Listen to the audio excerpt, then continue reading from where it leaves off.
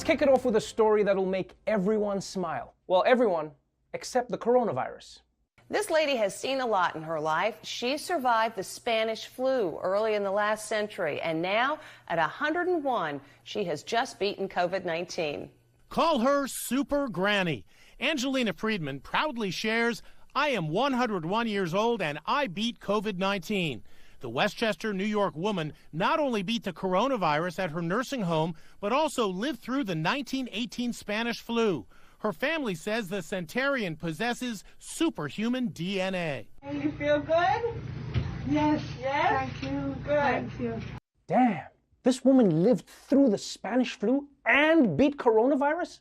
Not to mention that in 2010, she also beat Bieber fever. She was one of the lucky few. And coronavirus must be really embarrassed by this. I mean, you got beaten by a 101-year-old woman. I bet Corona's there with all the other diseases like, she didn't beat me, man, I let her win. But one thing is clear. If you've ever given your grandmother a world's greatest grandma mug, you better confiscate that thing immediately. Yeah, sorry, Meemaw. Turns out you ain't shit. And here's some more good news. In the last few weeks, some countries have slowly been emerging from their corona hibernation.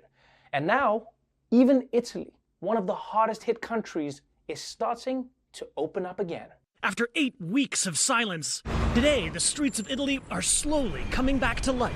Construction sites, factories, and parks reopening.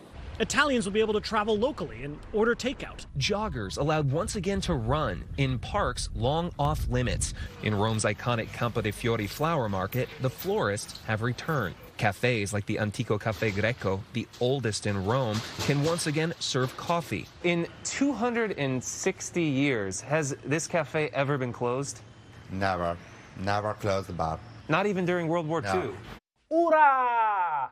Italy is getting back to work. That is such great news, man. Because there's a lot of work to be done in Italy. I mean, Corona really messed up that whole country. The towers are falling over, the streets are flooded, their stadiums are in ruins. It's a mess over there right now.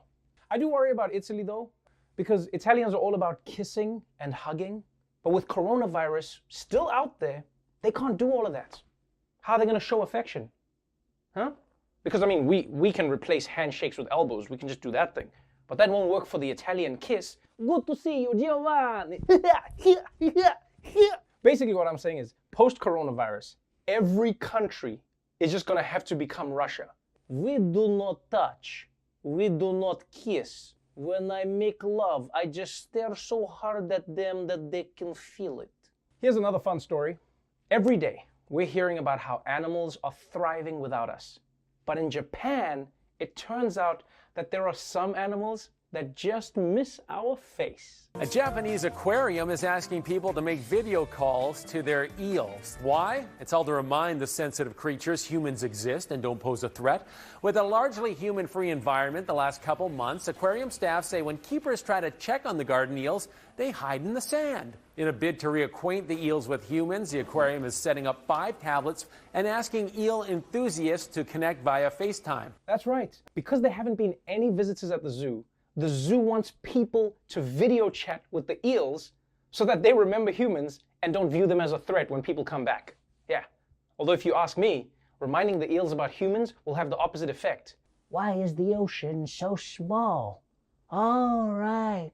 The humans put us in a water zoo. Oh, and you know what the good news is?